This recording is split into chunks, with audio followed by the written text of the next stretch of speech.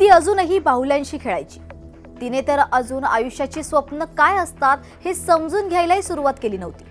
पण एका नराधमाच्या वासनेनं आणि कौर्यानं त्या निरागस बालपणाची अशी काही राखरांगोळी केली की आज अख्ख्या महाराष्ट्र संतापाने आणि दुःखाने थरथर कापतोय।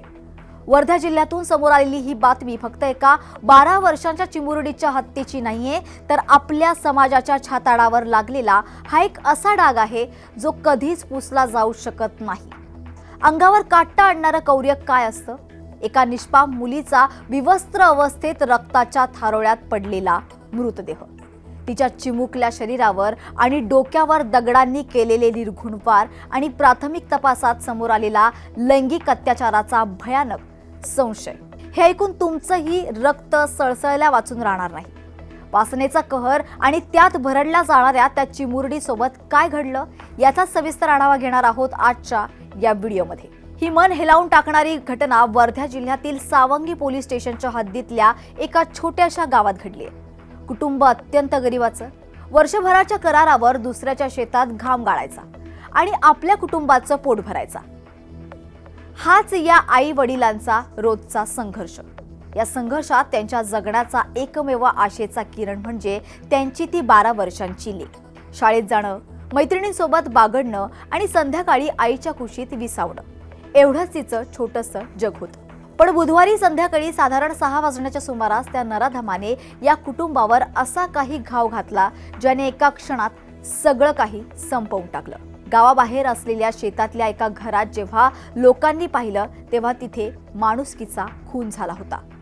त्या 12 वर्षांच्या चिमुरडीचा मृतदेह विवस्त्र अवस्थेत पडला होता। तिच्या डोक्यावर दगडाने निर्घृणपणे केलेले प्रहार होते। पाहणाऱ्यांच्या तोंडून शब्द फुटत नव्हते। क्षणात ही बातमी वाऱ्यासारखी पसरली आणि आजूबाजूच्या 3 ते 4 गावांतून शेकडो लोकांचा जनसागर तिथे जमा झाला। लोकांच्या डोळ्यात अश्रू होते आणि मनात तीव्र संताप। मृतदेहाची अवस्था पाहून पोलिसांनी प्राथमिक अंदाज लावला की या चिमुरडीवर आधी नराधमाने अत्याचार केला आणि नंतर पुरावे नष्ट करण्यासाठी तिची दगडाने ठेचून हत्या केली। अर्थात या नराधमाच्या विकृतीचा अंतिम खुलासा पोस्टमॉर्टम आणि मेडिकल रिपोर्ट्स आल्यानंतरच स्पष्ट होईल। पण ज्या घरात कालपर्यंत त्या चिमुरडीचे हसणे ऐकू यायचे तिथे आज फक्त आणि फक्त शांतता होती। एक अशी शांतता जिला चिरत आईचा आक्रोश आणि बापाची हतबलता संपूर्ण गावाला रडवत होती।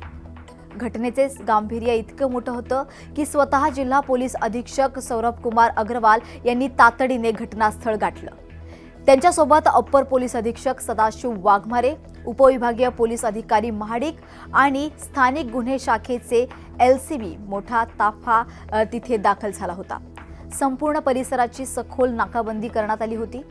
धक्कादायक माहिती म्हणजे पोलिसांनी तपासाची चक्र वेगाने फिरवत आतापर्यंत 3 संशयितांना ताब्यात घेतलं असून त्यांची कसून चौकशी सुरू आहे। प्रत्येक पुरावा गोळा केला जातोय कारण या नराधमांना फाशीच्या फंद्यापर्यंत पोहोचवणं हे खूप महत्त्वाचं आहे।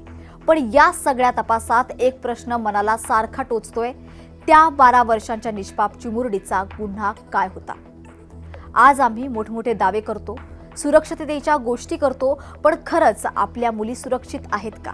घरापासून अवघ्या काही अंतरावर असलेल्या शेतात जायलाही जर लेकींना प्राणाला मुकावं लागत असेल तर आपण नेमक्या कोणत्या विकृत समाजात जगतोय? कायद्याचा धाक गुन्हेगारांच्या मनातून पूर्णपणे संपलाय का? या प्रत्येक वेळी अशा नराधमांना फासावर लटकवण्यासाठी सामान्य जनतेलाच रस्त्यावर उतरून आक्रोश करावा का लागतो? एका आईच्या कुशीतली ती बाहुली कायमची हिरावून घेतली गेली आहे। एका बापाच्या आयुष्याची कमाई त्या नराधमाने मातीत मिळवली आहे। आता संपूर्ण महाराष्ट्राची, तुमची आणि आमची एकच मागणी आहे, या गुन्ह्यामागे जो कोणी नराधम असेल त्याला कायद्याच्या अशा काही चक्रात अडकवा की त्याची फाशी हीच त्याची लायकी ठरली पाहिजे।